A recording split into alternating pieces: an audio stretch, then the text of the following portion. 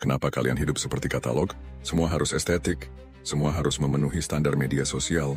Tapi di dunia nyata, hanya jadi pemeran figuran dalam hidup sendiri. Hari ini Chico Blade bicara soal penyakit sosial yang lebih ganas dari wabah. Obsesi terhadap caption dan standarisasi media sosial. Kalian tidak lagi hidup sebagai manusia, tapi sebagai etalase berjalan. Semua harus estetik, semua harus instagramable, semua harus terlihat goals. Tapi realitanya, hidup kalian lebih kosong dari filter yang kalian gunakan. Leon Festinger dalam Social Comparison Theory menjelaskan bahwa manusia selalu membandingkan diri dengan orang lain. Tapi sekarang, yang kalian bandingkan bukan manusia, melainkan ilusi digital yang telah dipoles dengan ribuan filter dan rekayasa pencitraan. Orang dulu ingin sukses, sekarang mereka hanya ingin terlihat sukses. Orang dulu mencari kebahagiaan, sekarang mereka hanya ingin terlihat bahagia. Orang dulu mencari pasangan, sekarang mereka mencari tiket masuk ke feed estetik. Psikologi menyebut ini sebagai imposter syndrome sosial.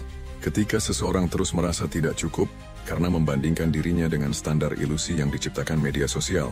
Yang kalian kejar bukan kebahagiaan tapi validasi. Yang kalian bangun bukan kehidupan tapi panggung sandiwara. Chico Blade melihat kehidupan nyata dianggap membosankan karena tidak ada filter, tidak ada background dramatis, dan tidak ada cinematic slow motion saat kalian berjalan. Kalian memposting foto dengan caption, hidup bukan tentang memiliki segalanya tapi mensyukuri yang ada. Padahal 5 menit sesudahnya, kalian gelisah karena tidak sesuai dengan ekspektasi. Kalian menulis status murahan, jangan menyesali orang yang telah pergi.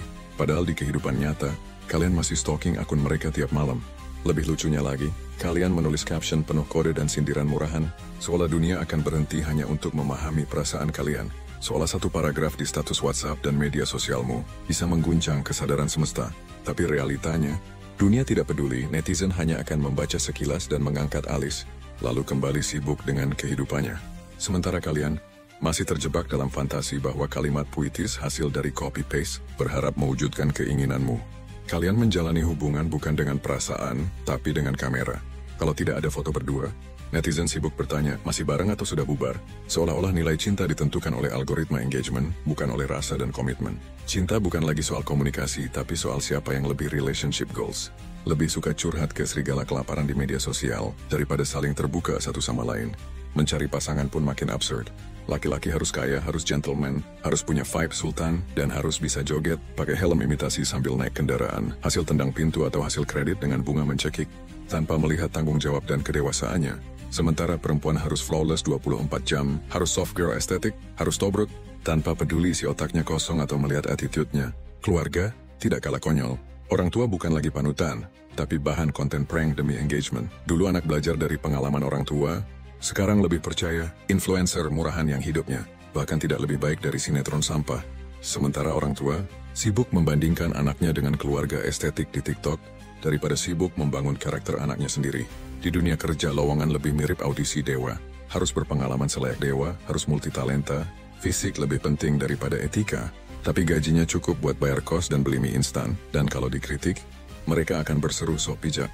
Syukuri aja daripada nganggur, sambil tetap menjilati keringat karyawannya yang kerja bagai budak modern. Hidup di era ini memang penuh drama, tapi kalian lebih memilih jadi figuran dalam sandiwara media sosial daripada jadi pemeran utama di hidup sendiri. Kalau hidup kalian dikendalikan media sosial, maka langkah pertama, matikan notifikasi, nyalakan akal sehat, berhenti memperlakukan hidup sebagai bahan konten, hargai kebahagiaan yang tidak bisa difoto, dan pahami bahwa cinta sejati tidak butuh caption. Gunakan media sosial sebagai alat, bukan sebagai penjara. Kurangi waktu di media sosial dan gunakan untuk membaca, berpikir, atau sekadar menikmati hidup tanpa merasa perlu membuktikannya ke orang lain.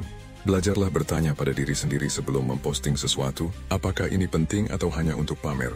Kalau jawabannya pamer, lebih baik simpan untuk diri sendiri. Karena ilusi media sosial tidak seindah yang kalian harapkan.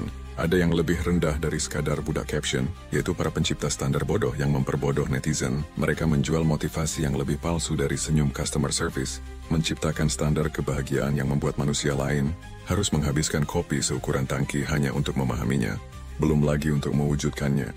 Kalau hidup kalian hanya untuk menyebar ilusi dan menyesatkan pemikiran orang lain, maka bahkan binatang lebih terhormat dari kalian. Karena binatang jujur dengan nalurinya. Sementara kalian hidup dalam kebohongan yang kalian rekayasa sendiri. Jika kalian tersinggung dengan perkataan Chico Blade, itu bukan karena Chico Blade salah, karena realita tidak tercipta untuk menyenangkan dan terlalu menyakitkan bagi mereka yang terbiasa hidup dalam dongeng algoritma. Kita pernah melakukan kesalahan, tapi bukan berarti kesalahan memvonis kita seumur hidup untuk tidak melakukan perubahan. Dan perubahan bukan berasal dari mereka yang tidak sepenuhnya memahamimu, tapi dari dirimu sendiri dan dari akal yang telah dianugerahkan oleh penciptamu. Jadi apa kalian masih mau jadi budak caption? Atau mulai hidup dengan akal sehat? Tulis jawaban kalian di kolom komentar. Dan kalau kalian setuju, support akun ini karena di sini kita bicara realita, bukan sekadar estetika. Dan sampai jumpa di pembahasan berikutnya. Salam hormat dari saya, Chico Blade.